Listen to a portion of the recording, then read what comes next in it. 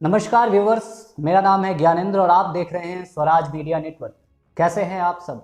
जैसा कि मैंने आपको बताया था कि अब हम हर रोज एक क्राइम सीरीज की स्टोरी लाने वाले हैं। इस सीरीज में हीनियस क्राइम, मर्डर मिस्ट्री, बहुत सारी कहानियां इंक्लूड होंगी। पिछली कहानी एक क्राइम सीरीज से तो रिलेटेड नहीं थी, लेकिन एक बेहद ही अजीब कहानी थी। आज की कहानी एक क्राइम सीरीज से ही रिलेटेड है।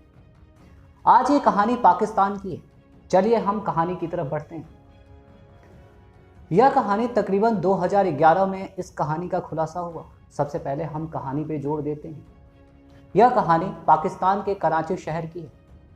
बताया यह जाता है कि वहां पर एक मोहम्मद रियाज नाम का शख्स काम की तलाश में इधर उधर घूम रहा था।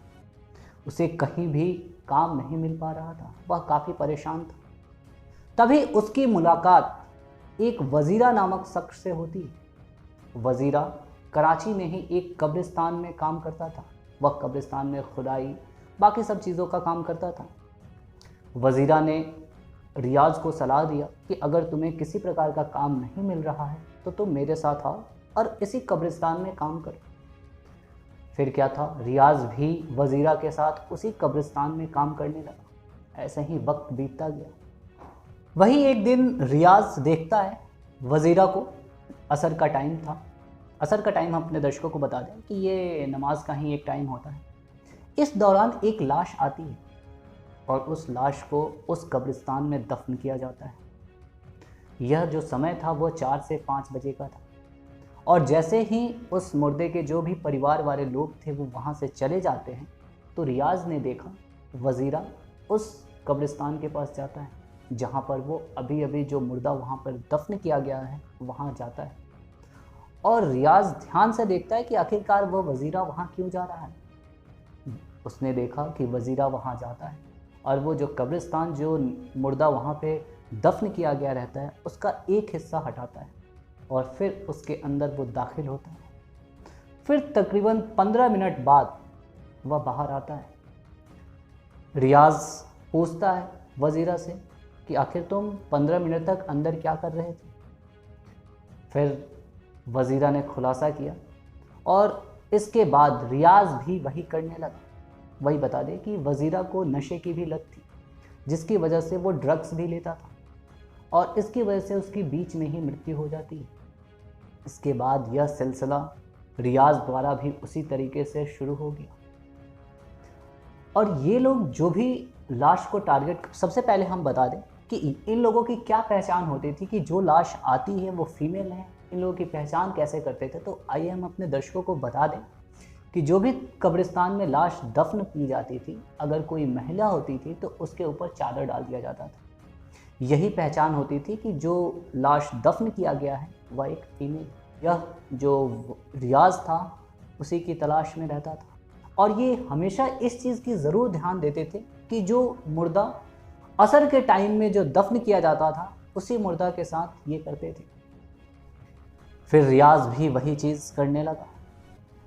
वो एक दिन क्या होता है कि तकरीबन 2011 की बात है, अक्टूबर का महीना था। असर के टाइम ही एक लड़की की लाश आती है। लाश को दफनाया जाता है और जितने भी उसके परिजन होते हैं वहाँ से वो चले जाते हैं। फिर रियाज उस कब्रिस्तान के पास जाता है और कब्र का एक हिस्सा हटाता है और उसके अंदर दाखिल हो जाता है। फिर वो उस लाश के साथ रेप करता है। रेप करने के दौरान उसकी नज़र उस लाश के चेहरे पर पड़ती है। जब वो चेहरे को देखता है तो उस लाश की जो आंखें होती हैं वो खुली होती हैं। रियाज को थोड़ा सा डर भी लगता है। फिर वो ध्यान से जब देखता है उस लाश को तो उसकी आंखों से एक अजीब तरह की चमक आ रही थी जिसकी वजह से रियाज डर जाता है और वह फटाफट उस कब्र से बाहर आता है और भागने लगता है। शोर भी मचाता है। आसपास के लोग इकट्ठा भी हो जाते हैं।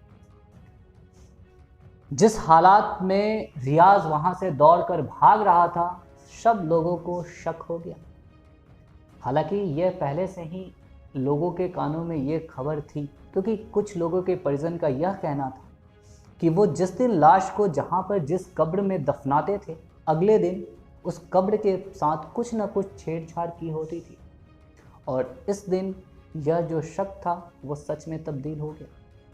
उसके बाद सब लोगों ने रियाज को पाकिस्तान पुलिस के हवाले किया। फ़ौरन पाकिस्तानी पुलिस ने उसे गिरफ़्तार भी किया और उसने जब उससे पूछताछ की गई तो उसने कबूला भी। उसने यह बताया कि उसे इन सब चीज़ों के बारे में नहीं पता था, उसे यह लत वज़ीरा ने लगाया। और उसके बाद उसने यह भी बताया कि अभी तक उसने 48 लाशों के साथ रेप किया है। हालांकि साइंटिस्टों का यह दावा है कि यह एक तरह की मानसिक बीमारी है और इसका उन्होंने एक टर्म भी बताया है जिसको कहते हैं नेक्रोफीलिया। इसमें अगर यह मनुष्य इससे पीड़ित होता है तो वह मुर्दा के साथ रेप करता है। और यही चीज़ बताती है, जो साइंटिस्ट बताती है, कि इसी चीज़ से जो पीड़ित था वो रियाज था और वज़ीरा भी इसी चीज़ से पीड़ित था। जो हमारे बीच ये आज की स्टोरी थी, एक बेहद ही अजीब स्टोरी थी और ये जो माना जाता है पाकिस्तान में इससे बड़ा खौफनाक रेपिस्ट आज तक नहीं हुआ और ना ही आगे कोई होगा। ये स्टोरी हमारे दर्शकों को कैसी लगी हमें कमेंट बॉक्स के माध्यम से ज़रूर बताएं। वीडियो को ज़्यादा से ज़्यादा लाइक करें, शेयर करें और हमारे चैनल स्वराज मीडिया नेटवर्क को सब्सक्राइब करना ना भूलें।